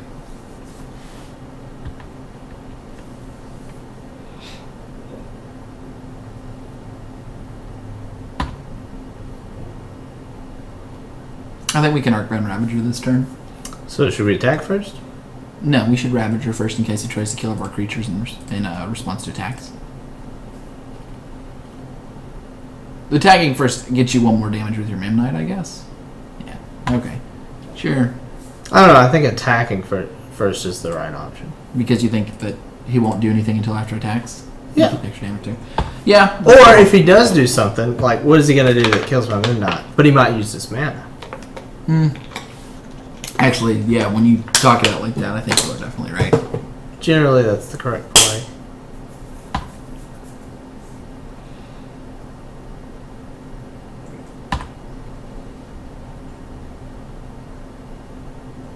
We're still fine. Well, now we can actually just play Arcbound Ravager and Tear, so we're definitely fine. You want to attack first? Or you want to play first? I don't know. I just started clicking stuff. Just starting clicking stuff. Alright.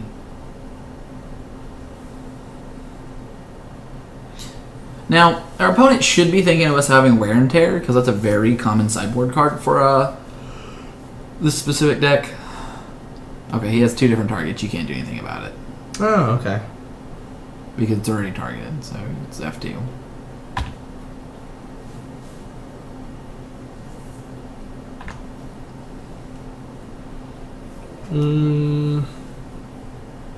Yeah, he's F2. Let's turn or whatever. You have to go through your attacker step. We just play another Arcbound Ravager.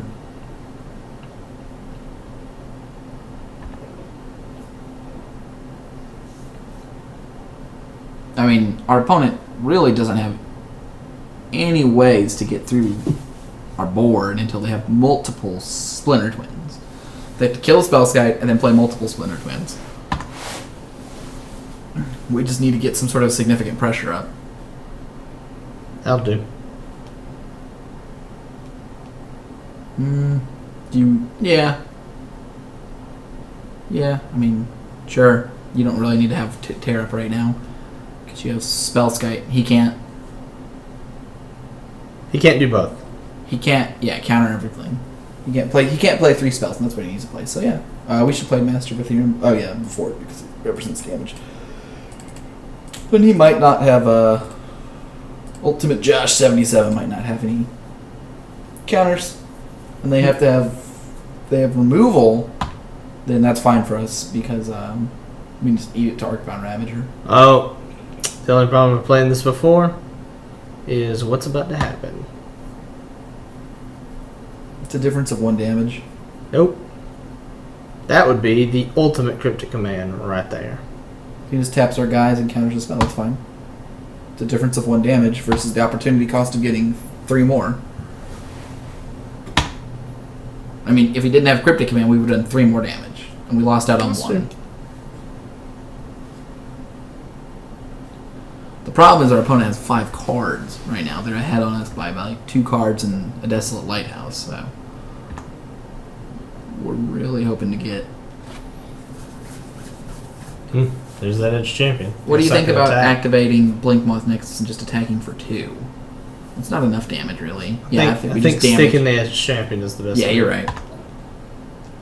Especially considering that we don't have enough damage. If we have more damage on board or needed less, then it might be right to just not let him use his counters. But the fact of the matter is, like, we have a 14 turn clock on him, and we turned it into a 7 turn clock. That's just too long.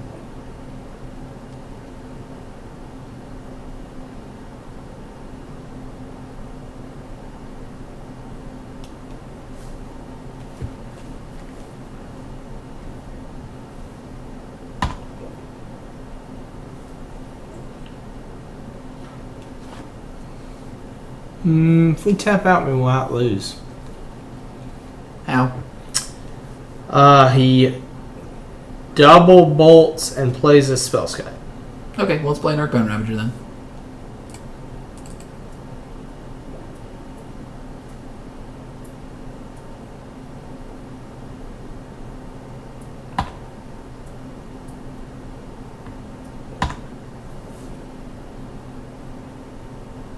This is a painful game.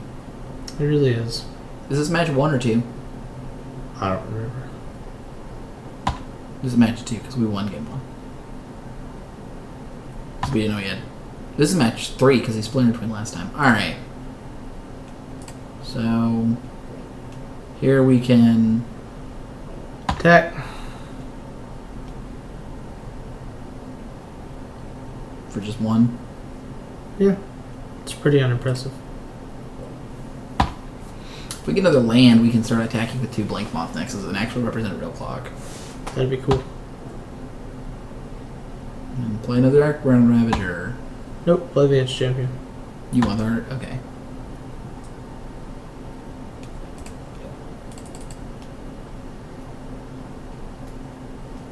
As long as we keep mana up for the Tear. Of course, he might have enough mana, it doesn't matter. He'd have to have a counterspell and some other spells. Is he gonna remand it? No, he's going to Cryptic Command it. Looks like he's actually remanding it. I can't tell. I would probably Cryptic Command it. I would counter draw a card. It looks like the cursor is over the remand, but we're about to find out. It doesn't matter either way.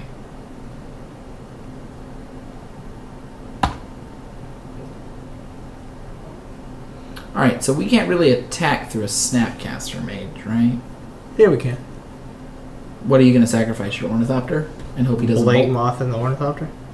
He can't bolt through the Spellscape. He can double bolt through the Spellscape.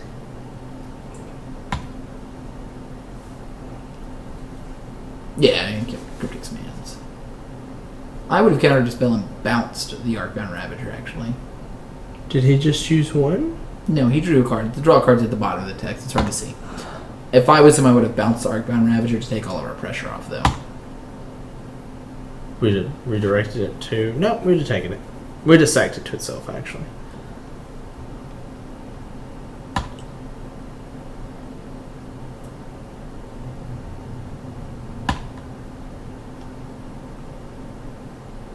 Man. So, attack, play Vault Scourge, Arcbound Ravager? Or play Arcbound Ravager, Vault Scourge, attack. Yeah, I guess you just play both of them and let him counter one.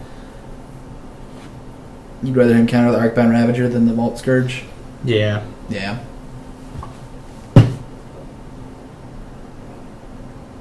Alright. Move to attacks.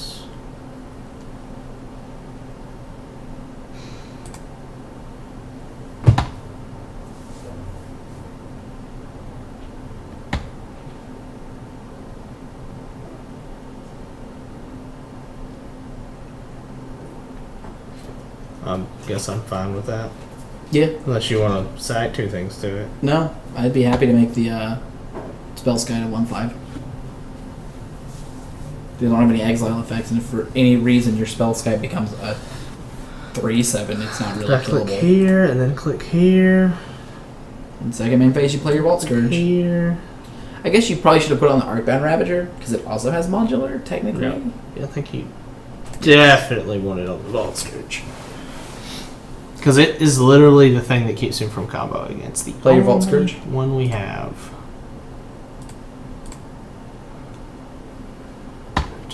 I'll be right back.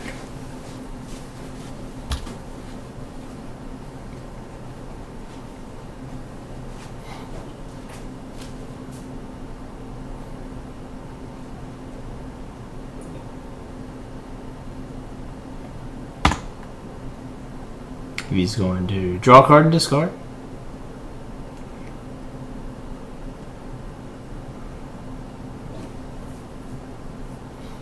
This is just normal twin.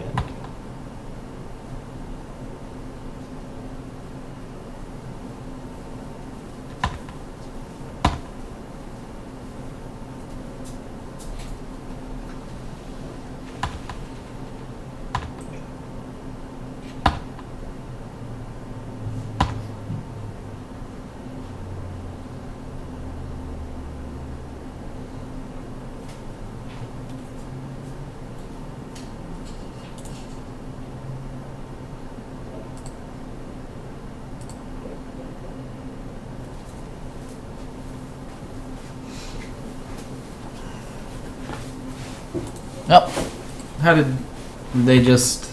They just play the land past. So I think it's... I would have played Springleaf Drum and sacrificed it to an Arcbound Ravager. Seems reasonable. God, this is a really boring game. Yeah. It's only because we didn't get an explosive enough hand. It would have been over very quickly. I mean, the spell's got the one of getting that. That's pretty good. I'm going to have 3 when I play.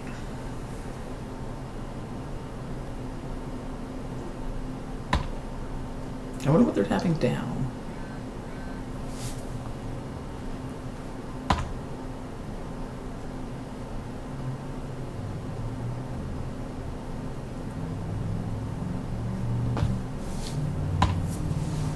That's interesting.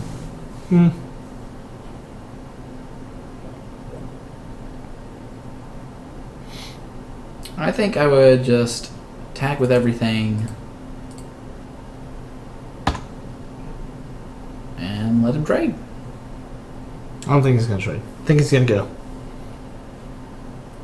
I think he might think he can go for it. I'm not sure. I could be wrong.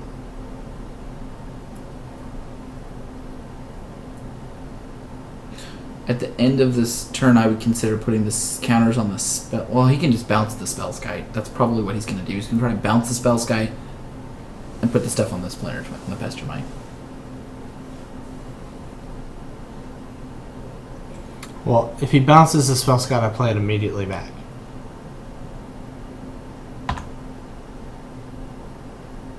He has a bolt. No. He'll bounce the spell Sky on your end step. Or on his turn, right? He has enough mana to go Cryptic Command and Splinter Twin.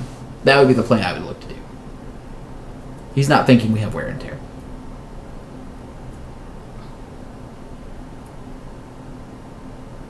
If you would have blocked here, I would have sacked the You need it, Ravager okay. and put the counter on it. But he didn't do that. Yeah, I would probably sacrifice the I would Fault Scourge sacrifice- and the Arcbound, or the Ornithopter and the Arcbound Ravager make it a 3/7. So they have to have 3 bolts, which is, really hard to do. So that means he has to have 2 bolts in hand or something. Come on. Alright, Springleaf Drum and pass. Well, we can leave the mana open, actually, if he has a counterspell. It doesn't matter. If he has one mana counterspell. Well, it doesn't, because we have Ornithopter, you're right. It represents the same amount of mana.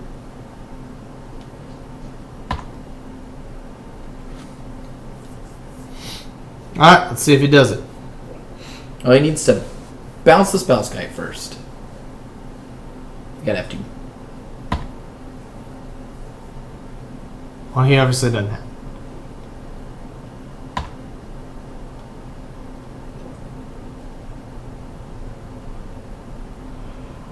Oh, man.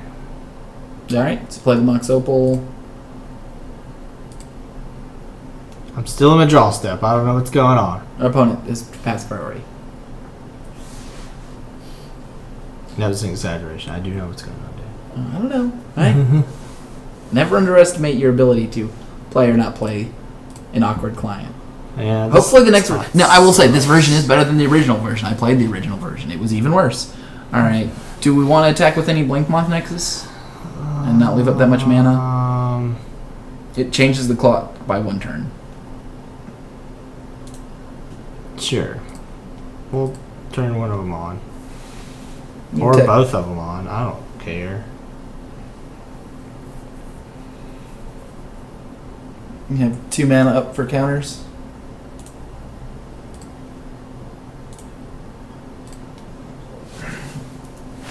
I think I like having... Well, I mean... It's too late for this turn, but I think on the future turns I like having 2 mana up for Spell Pierce. Because then you can pay for it. It's a good point. I don't know if they're running Spell Pierce. They need a bounce card, a Spell Pierce, and the Splinter Twin. I'm fairly certain they have the Splinter Twin. I just don't think they have the other cards to go with it. Yeah, I don't know exactly how aggressive I should be with this thing. Like, Yeah. They're one land away from being able to do all of that. So, but the good news is... well, they could Cryptic Command and then Splinter Twin. That's not good enough. That's not good enough? It's not good enough. Well, it's not good enough assuming we don't have a... Yeah, they don't know it's not good enough, but they're playing like that it might not be good enough. So they want to tap that one? I guess. I think they think we're going to lifelink up on it. It takes off the option of them beating us to death slowly, but they've never really had that option because of the pressure we've had. All right, yeah, we just attack with the guys. And leave back the Springleaf Drum, Ornithopter, Mox Opal. We've also kept mana open the whole game, so he's thinking we do have something. He's just not sure what. All right, that's it. This looks good. Unless you'd like to sacrifice something.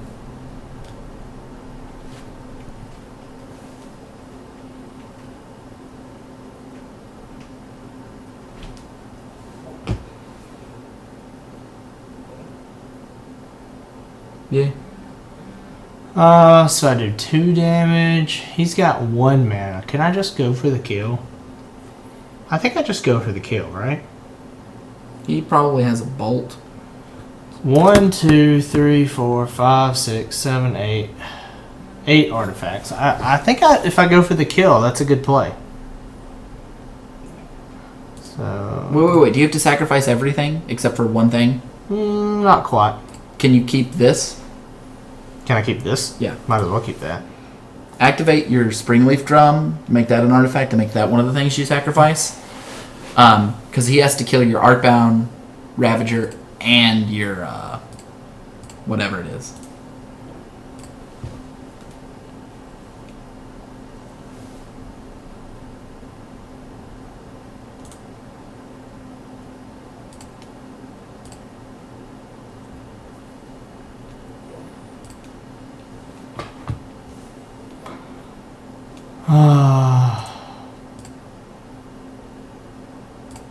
So everything except for those 2 creatures, right?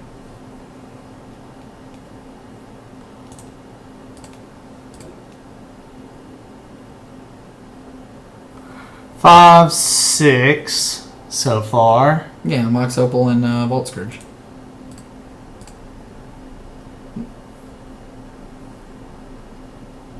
Seven so far. Yes, Mox Opal is the last one. And now he loses the game. Wait. Cancel.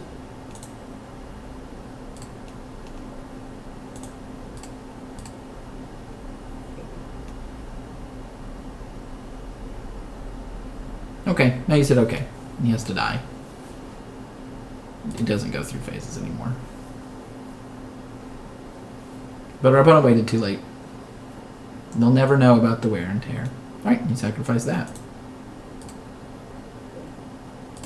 Actually, it's probably better to redirect it with Spellskite, technically, but I don't think there's any 0 mana things that matter. Yay! That was a crazy matchup. It was long. So I think with that board, the Spellskite matchup is winnable. Very much so. Splinter Twin doesn't seem that difficult to play against.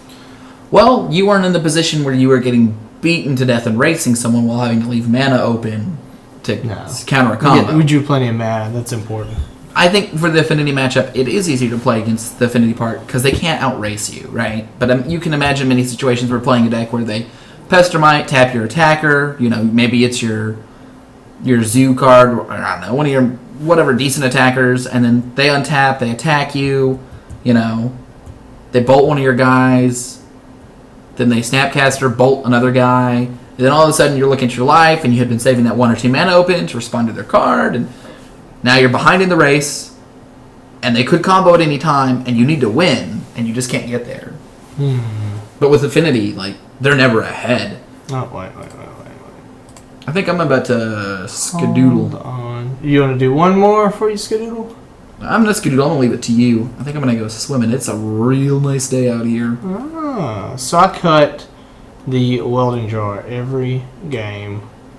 So I think I want another I would try out... Ornithopter, I think. Well, you can also try out Tezzeret and see how that looks in your big. I don't actually like a 3-costing card in Game 1.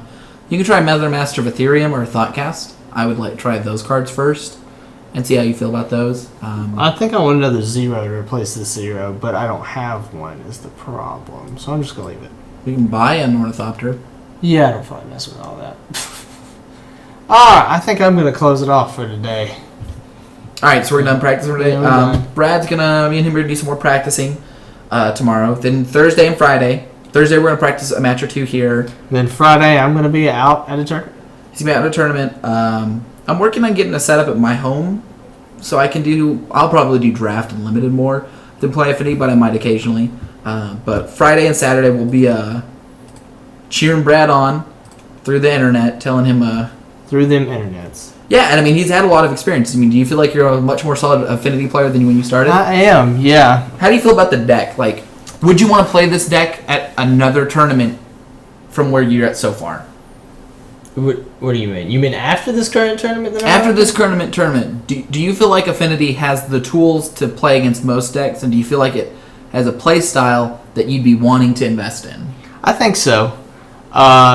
Though, I guess if a lot of people show up with Affinity hate, then there's not much you can do about that. One of the most exciting things is we looked at the top lists for several last tournaments. How much Affinity hate did we see? There was very little in There was most literally no specific Affinity. Affinity hate is like Shatterstorm or Creeping Corrosion, those kind of cards. We saw a couple of wear and tears. Yeah. And I did doesn't see lose a few to a Vandal Blast, and I've seen some Vandal Blasts playing online here. But other than that, there's just not too much Affinity. The worst matchup of his happened to be the Burn matchup. I think you win in straight race for the Burn matchup for the most part, but the problem is they have 6 slots for Artifact Hate. They have 3 of the green-red Destructive Revelry, which does 2 damage, and then 3 of the Destroy an Artifact. Now, as a Burn player, if I was playing, I would just play 4 Destructive Revelry. I wouldn't play any of the Artifact-killing one. I don't think it's usually necessary. I think outside of this specific matchup with Affinity, I would rather have other slots. The Enchantment Destruction is much nicer, and I can't think of any artifacts that I really want to kill outside of a couple of Tron decks. There's 1 or 2 things. You need to kill the first Worm Coil because you can usually push through 3 life. You can't usually push through the 6 life link. And let's see. I mean, there's Affinity, but it's not like the Burn Affinity matchup is very much so a race. If the Affinity deck gets an explosive start, or the Affinity deck gets a nice Vault Scourge, or not Vault Scourge, Cranial Plating start, that's unannounceable, they can win. But most other times, being able to, if they can strategically answer all of your good cards, it puts you in a bind. Yeah. Right? So next week I'd like to play some of the dailies from Modern. Yeah, we're gonna start trying to do dailies. We've got a decent deck. We'll keep working on it. Brad's put some time into playing it. We've both put time into playing it. Brad's put in more. We'll do a Modern Masters draft next week. We're going to throw another one up there. We got the packs and everything sitting for us. So we'll throw another at least one more Modern Masters up. If we do well, we might even throw an additional Modern Masters up. Yeah, hopefully we won't have there's a Modern Daily at 8. Yeah, that's a little late. We're going to try to do our Modern Daily. Me and Brad are working to do a Modern Daily at a normal time. I mean, that's not a terrible time if we were a couple time zones over. If we lived in Texas. Yeah, that might work. We lived in California. California or Texas, but... It's too late. I'll actually be in the car, or a few hours from being in the car to drive. Next week, we might look at the Saturday Daily. Are we doing anything like that would be good. Yeah. This coming Saturday and the following Saturday I'll be at tournaments, but the week after that should be free. Yeah. And Brad will have more experience playing with this Modern deck. We'll continue to practice just a lot with Modern for a while. And I may go ahead and buy the cards that I want in paper for MTGO just to have the version of the deck that I like. Yeah, testing with the decks that you want and you think that are worth doing is a worthwhile investment.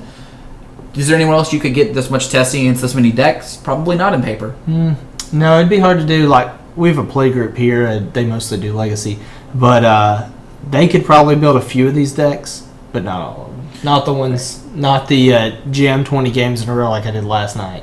I will say the last part to this, though, is Brad is going to cap off his practice, probably with paper practice, to remember his triggers. The fact that the triggers are automatically shown make you lazy. They make you lazy, and you need to be... It helps that I literally have to click every trigger online, and I'm not very observant of all the triggers because they just kind of happen in my mind. Like, I usually remember them because I play paper. So it might make me more cognizant in paper instead of making me lazy. I hope. Hopefully. Hope I'll experience odd results. If you want to play paper, I do think Magic Online is a good way to understand the technical aspects of your deck, but practicing in paper to remember your triggers, forgetting that signal past signal without announcing it, that's a big deal. Yeah, and at one point, you didn't have to announce your triggers, then you did, and then you didn't. And so now I think I turn them sideways and I say triggers. Yep. Like point at them. So, and that's important, You control the order of that stuff. Yeah, at one point it was just when you register damage, you had to count the correct number. Now it's you have to announce your triggers, they have to resolve. So your opponent has the proper times to respond. When you announce the triggers correctly, the onus is on your opponent to respond to the triggers if they have a stifle effect or anything like that. Whereas just attacking with everything, assuming the triggers, your opponent, it's easy to skip that. I could say attack, combat damage, your opponent's like, whoa, I was responding to your signal pest triggers, and you're like, well, I would have done things differently. It's more clear. Yeah, so I guess having to say all these individual triggers might get old after the end of the day. Because there's been a lot of times where they go lightning bolt, and I go, well, okay, so right-click on the Ravager, sacrifice an artifact. Click the artifact that's getting a lightning bolt. And then it puts the counter on there for me. Yeah. And then I have to do real quick math to see if I need to sack more before the combat damage happens. So sounds good. In real life, I get to show them a poker face, and they get to hopefully show me a poor poker face, so I know to just sack everything to the Ravager. So live dangerously with Brad. Anyway, we'll see you guys next week, probably Monday or Tuesday, and we'll be either doing a couple more Affinity matches to get Brad honed to be a GP champion, or a Modern Masters draft to show you guys how good we are at disconnecting. And hopefully, I'll be in the top 8 of the Star City. One of our players has top 8'd 2 of the Star City events. Both for Legacy. Both for Legacy. He's very good. And he's a good Modern player, too. The fact that we have good players and good drafts. Brad's a better constructor player than draft, but he's a respectable drafter. He can hold his own in most pools. And my friends make me look real bad at it. So it's good to play with people who are better than you. It makes you a lot better. It does. And like we said before, one of our guys there. So hopefully Brad and our friend Zach will be posting up some good results. We actually have a big crew heading out to this one. So well, not this one, but for the GP we do. For the GP, there's 6 or 8 guys. Some of them actually live a little bit further away, but they're still on our group on Facebook. Awesome. Well, anyway, we'll get that's it. later.